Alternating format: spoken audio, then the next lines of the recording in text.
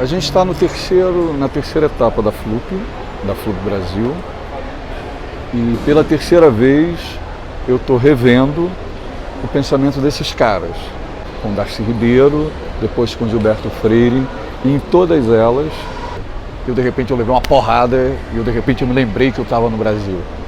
E eu acho que a gente vive esquecendo que mora no Brasil, que vive aqui, que esse é o nosso país e que é preciso fazer uma reflexão sobre esse país. Nosso propósito também é publicar novos autores das periferias do Brasil.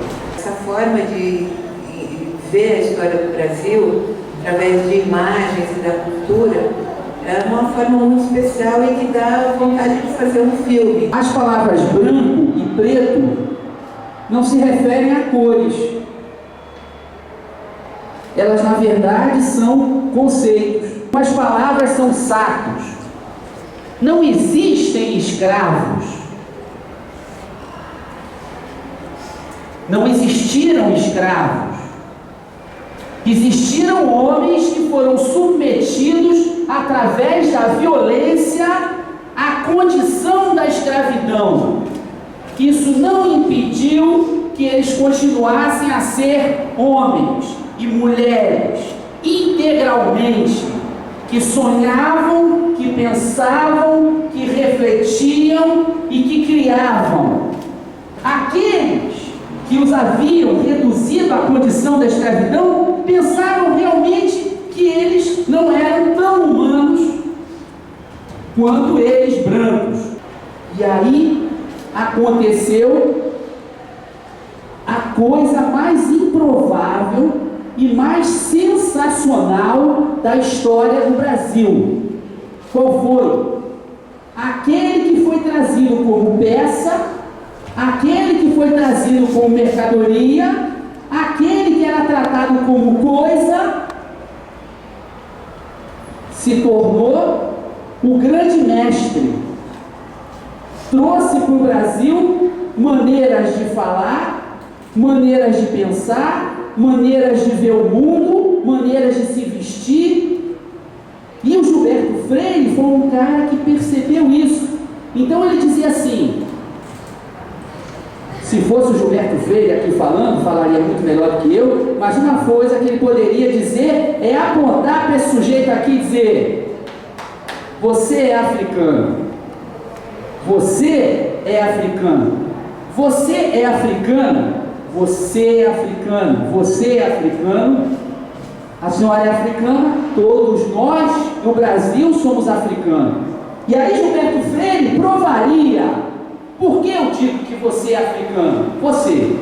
Alguém ficou ofendido de ser chamado de africano? Mas ele prova. A tarefa de analisar a obra de Darcy Ribeiro em profundidade, comparando, fazendo considerações críticas, cabe aos estudiosos. A minha abordagem é outra.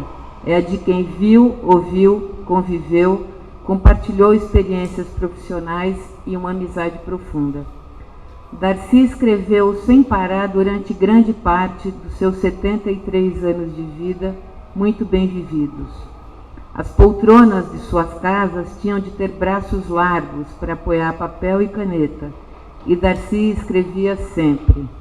Nem a doença freou seu impulso e sua urgência de dizer coisas. Escreveu até o último dia de vida, mesmo devorado por um câncer generalizado. Foi antropólogo, educador, criador de universidades, romancista e político.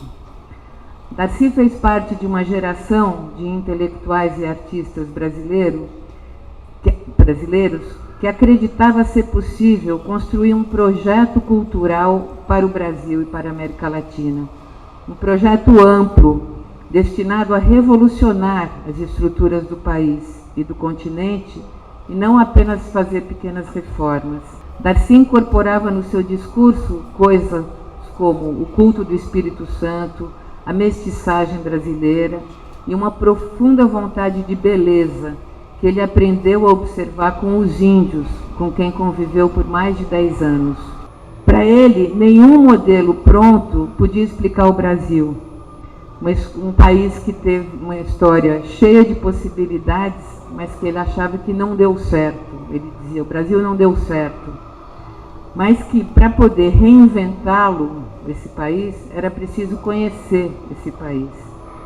Como romancista, ele escreveu Maíra, a obra considerada pelo crítico Antônio Cândido como sendo um dos mais importantes romances brasileiros do século. E fez muitas outras coisas Brasil afora. O que há de comum em tudo isso é que ele era o seu impulso quase vulcânico de criar e de ter utopias. Já quase no finalzinho da sua vida, ele falou, eu gravei um depoimento com ele, e ele falou, o que é que todos nós queremos? Falou com muita ironia. O que é que todos nós queremos? É fazer um país habitável, em que as pessoas existam para serem felizes, alegres, amorosas, afetuosas. Todo mundo comendo todo dia, não é uma alegria? Não é um absurdo que num país tão grande, tão cheio de verde, tenha tanta gente com fome? O Brasil não tem nenhum bezerro abandonado, não tem nenhum cabrito abandonado, nenhum frango.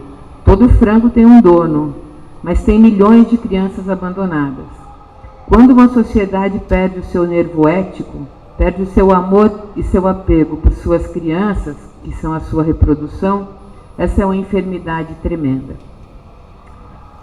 Quem hoje quer ouvir essa música que arde e segue incomodando?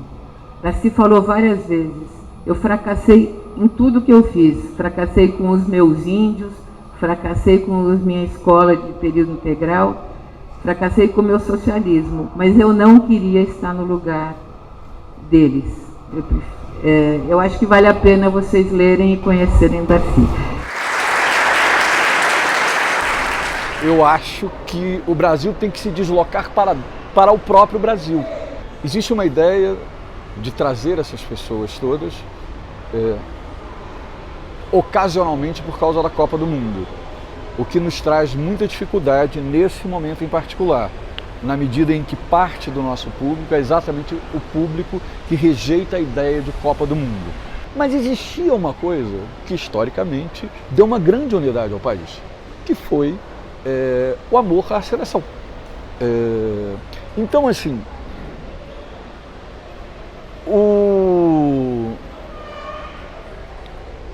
havia alguma possibilidade de você pensar o país, mediando um evento global, mundial, que está acontecendo aqui. É colocar o absolutamente local com o absolutamente global, mediado por uma ideia do Brasil. E nesta ideia de Brasil, você vai a quem o fundou, a quem criou essa, não apenas uma noção de Brasil, mas uma ideia de brasilidade. E aí a gente vai para Mário de Andrade, aí a gente vai para Gilberto Freire, aí a gente vai para Sérgio Buarque, aí a gente vai para o Darcy, aí a gente vai para essas pessoas que a gente trouxe para cá, poderia trazer muitos outros. Era uma questão de escolha. Em algum momento você tem que curar, em algum momento você tem que editar. A gente editou e optou por esses. Não nos arrependemos.